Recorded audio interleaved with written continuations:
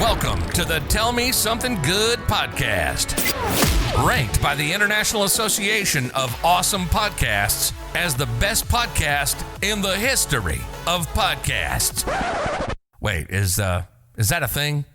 I don't think that's a thing. Anyway, seeking to shine a light on all that is good in an ever-darkening world of negativity. Here's your host, Clint Swindall. Hey everybody, I'm Clint Swindall, and this is the Tell Me Something Good podcast, the show that is all about creating a more positive world by overcoming negativity. It is my goal each episode to engage your mind, encourage your heart, or enlighten your soul. I am so happy you're here. What an exciting day! This is episode number 1 of the Tell Me Something Good podcast, entitled The Origin of Tell Me Something Good. While there will be many more, there will only be one first. Oh, the power of firsts in our lives and the memories they bring. Now there is something good. That first kiss, the first time you fell in love, the first time you met your spouse, the first time you got naked, and hey, this is not that kind of podcast. No, this is a place you'll come to escape all the negativity in the world. As we know, we're surrounded by negativity. We wake up to it on the news. We hear it from our loved ones. We listen to it on the radio. We hear it from our coworkers, bosses, and subordinates during the day. Then hear it from our family and friends at home. If you're breathing, you're surrounded by negativity. One thing is for sure. Negativity is here to stay. As long as we have people who constantly complain about everything around them and others who are excessively pessimistic about their future, we'll have negativity. And since we can't eliminate negativity in our lives, we need to learn to overcome it. Since much of our negativity comes from old habits of dealing with the bad stuff in our lives, we need to establish new habits of dealing with the crud. When we do, we'll create a more positive life for ourselves and those around us. And that, my friends, is what this podcast is all about. Before we get started, allow me to take a few minutes to introduce myself. As we begin this journey, I think it's important that you as a listener know why I'm even qualified to host a podcast called Tell Me Something Good. First, my professional life. For the past 2 decades, I have been traveling the world as a speaker, trainer, consultant, coach, and author of 2 books on leadership. While I spend a lot of time working with companies to provide tools to make them better leaders, I've built my career around this idea that good companies are not made up of good employees. Good companies are made up of good people. Being a good person starts with how we lead ourselves. Now, while there are many things that make up personal leadership, having a positive attitude is at the top of the list. And quite frankly, that's not an easy thing to do because, as I mentioned, we are surrounded by crud. So part of my mission in life is to help people around the negativity in their life. As I've stood on well over 1,000 stages as a speaker these past 2 decades, I have encouraged audience members around the world to find the good in their life and the lives of those around them. I've done it by using one simple phrase: tell me something good. It's been fun to see how it has changed the way people interact. We're now taking the message of Tell Me Something Good from the stage and spreading it to a broader audience to help overcome negativity. Essentially, we're helping people find the good in their lives. I've written a new book about it, cleverly titled, Tell Me Something Good.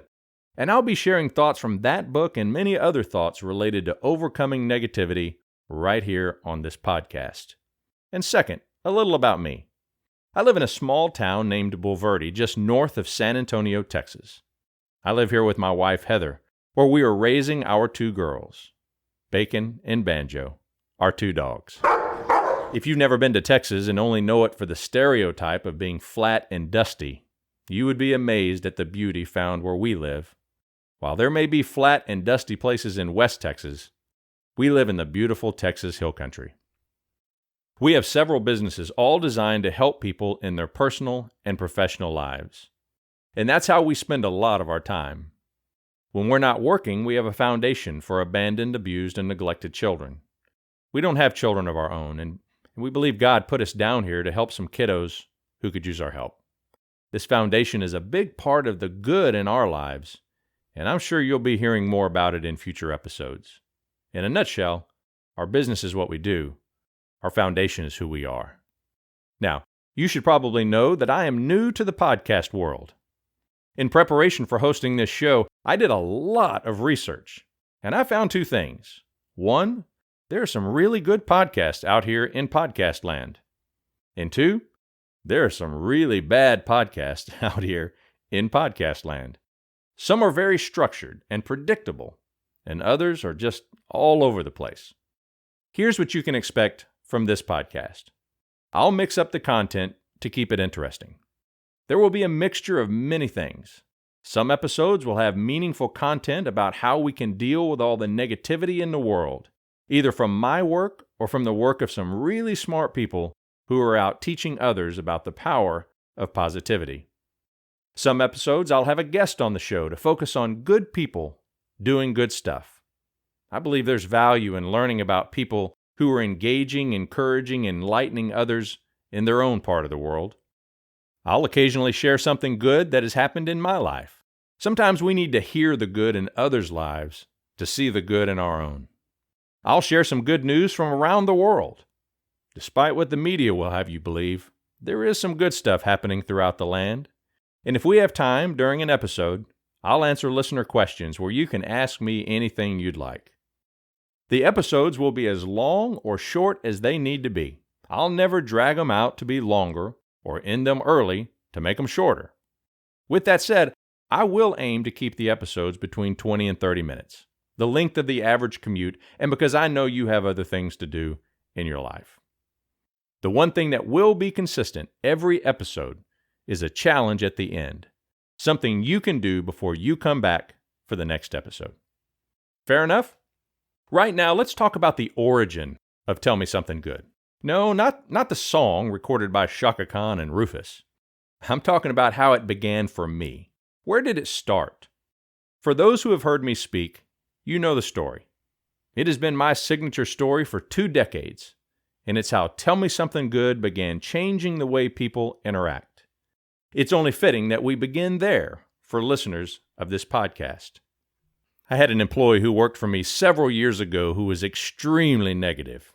I mean, this woman was foul. This woman wore her negativity like a badge of honor.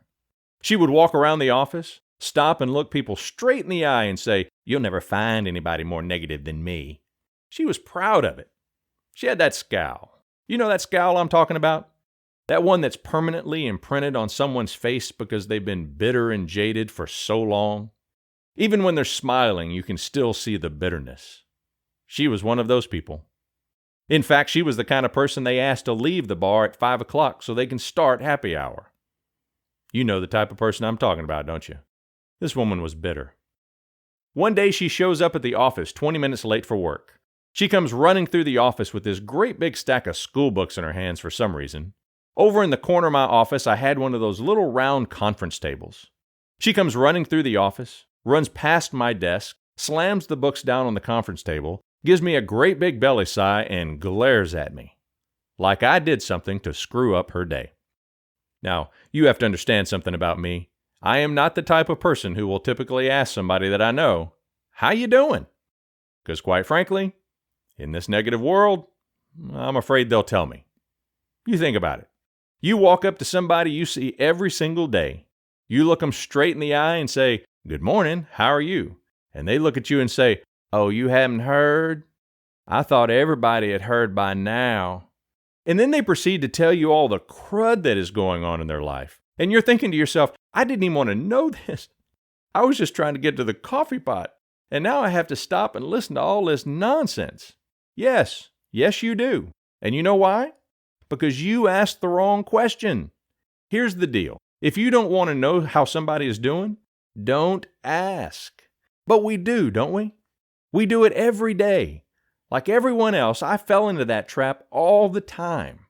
One day I said to myself, I'm tired of falling in this stupid trap of negativity. At some point I realized the only way I was going to change the conversation, indeed to enhance the conversation, was to change my greeting. And so, many years ago, I finally figured it out. I stopped asking people how they were doing and started using one simple phrase as my greeting. And that simple phrase is, "Tell me something good." I will walk right up to somebody I see every single day, throw my hand out and say, "Tell me something good."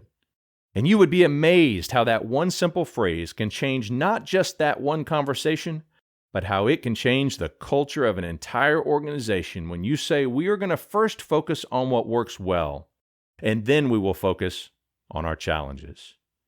So this lady comes running into my office. She's 20 minutes late for work, and she's got this great big stack of school books in her hands. She comes running through my office, slams the school books down on the table, and gives me that great big belly sigh. I wheeled around in my chair, put a great big smile on my face, and said, "Tell me something good." She said, "Oh, shut up." She said, "There ain't nothing good." I said, "Nothing?" She said, "Nothing." She said, "My husband and I got in a fight last night. The electricity at my house went off, so my alarm didn't go off this morning, so I got up late. So here I am running around late trying to get myself ready for work. Now keep in mind, my husband would normally take our daughter to daycare. But on this particular day, since we had been in a fight the night before, he was being his little knucklehead self like he normally is when we're in a fight, and decides to not take our daughter to daycare. So here I am running around late trying to get myself ready for work, and now I have to stop and get my daughter ready for daycare. I finally get myself ready. I finally get my daughter ready. I get her scooped up and put in the car. We race off to the daycare, and right out in front of the daycare is a great big wreck. Now, I don't know how people get in a wreck going 20 miles an hour, but apparently they do. Now I have to sit and wait for them to move the wreck out of the way. They finally get the wreck moved out of the way, and I finally make my way into the office, and the first thing I have to look at is you looking at me saying, "Tell me something good." I said, "Wow." I said, "All that bad stuff happened to you just this morning?" And she said, "Yes, and I have a question for you. Why is it that all the bad stuff in the world seems to happen to me, and none of it ever seems to happen to you?" Do you know people like that? People who walk around assuming that some dark cloud follows them wherever they go and no one else experiences any heartache or troubles. They assume these other people live lives full of sunshine and daisies, and they are the only ones who experience the bad stuff. You know these people? Yeah, she was one of these people. I asked, "Why is it that you think all the bad stuff happens to you and none of it ever happens to me?" She said, "Because I've never seen you show up to work in a bad mood. And quite frankly, that ain't normal." I looked at this employee and said, "You've never seen me show up to work in a bad mood because I can think of 12 good reasons why I should be in a good mood long before I ever get to the office." I said, "Number one, I wake up. It's a small detail, but it is vital to starting a good day. I have never started a good day without that one little detail." But how many people do you know waking up and starting a new day is the first challenge of their day? The alarm goes off and they say, "I gotta go to work." For me, I hear my alarm go off, so I know I still have the gift of hearing. I look around the room with two good eyes, so I know I still have the gift of sight. I get out of a warm bed. I get up onto two good healthy legs. I walk into a warm shower. I get out, I put on clean clothes. I go into a kitchen and eat a good breakfast. I leave a house with a roof protecting my stuff, and I drive safely to a job that pays me to do what I love to do for a living. And I looked at this employee and asked, "Now how can I show up here in a bad mood?" And it doesn't mean that the bad stuff that happened to you this morning didn't happen to me. We live on the same side of town, so if your electricity went out, mine probably went out, which means I was running around late, probably burned my toast, probably had some moron pull out in front of me on the way to work, probably had the train stop on the tracks on my way to my first appointment. All those tragedies that happened to you this morning, they happened to me too. The difference is I stayed focused on the good stuff. My goal in sharing this story is to show you the significance of our greetings. Every day we encounter friends, family, colleagues, and strangers. As a habit and as a form of good etiquette, we have a verbal greeting. Not only is it the polite thing to do, it's also basic to advanced interaction. The most common greeting is, "How are you doing?" And the most common response is, "Fine, how are you?" It's a social game we play to get along with others.